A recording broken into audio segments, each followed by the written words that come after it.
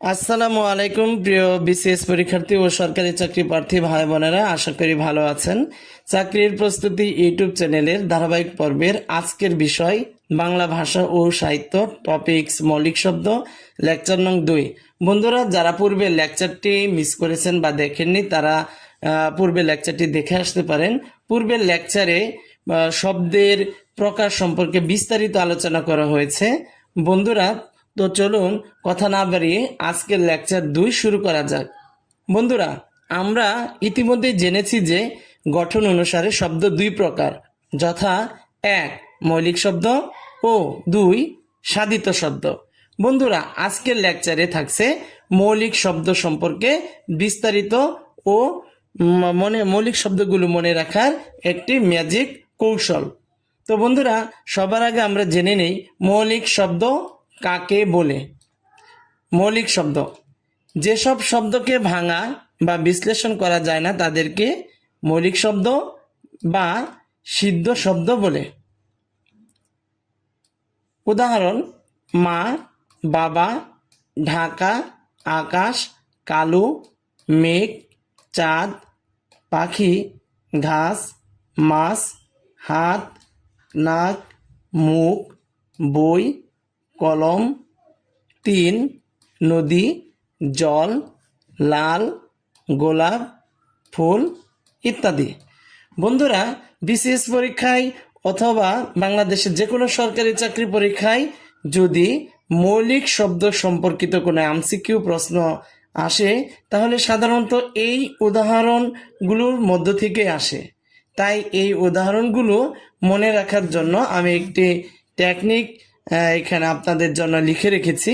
আপনারা যদি এই টেকনিকটা ফলো করেন তাহলে আমি মনে করি এই মৌলিক শব্দের উদাহরণগুলো দীর্ঘদিন আপনার মাথায় গেঁথে থাকবে এবং আপনি যে কোনো প্রতিযোগিতামূলক পরীক্ষায় যদি এখান থেকে প্রশ্ন আসে তাহলে খুব সহজেই মৌলিক শব্দগুলো শনাক্ত করতে পারবেন। তো বন্ধুরা, টেকনিকটা কি একটু দেখে নিই। টেকনিকটা হলো: ও মা বাবা, ঢাকার আকাশ কালো মেঘ করেছে। তার মানে এখানে কয়টি মৌলিক শব্দ আছে? মা, বাবা, ঢাকা, আকাশ, কালো, মেঘ। এই লাইনের মাধ্যমে আমরা কিন্তু মোট 6টি মৌলিক শব্দকে মনে রাখতে পারবো। তারপরে লাইনে লেখা আছে: চাঁদনি রাতে পাখিরা গাছে বসে নাক মুখ দিয়ে নানান গান গাইছে। এই লাইনের মাধ্যমে চাঁদ, পাখি, গাছ, নাক, মুখ এই 5টি মৌলিক শব্দকে মনে রাখতে পারবো। আবার নদীর জলে মাছ খেলা করছে। এই লাইনের মাধ্যমে নদী, জল ও মাছ এই 3টি মৌলিক শব্দকে আমরা মনে রাখতে পারবো।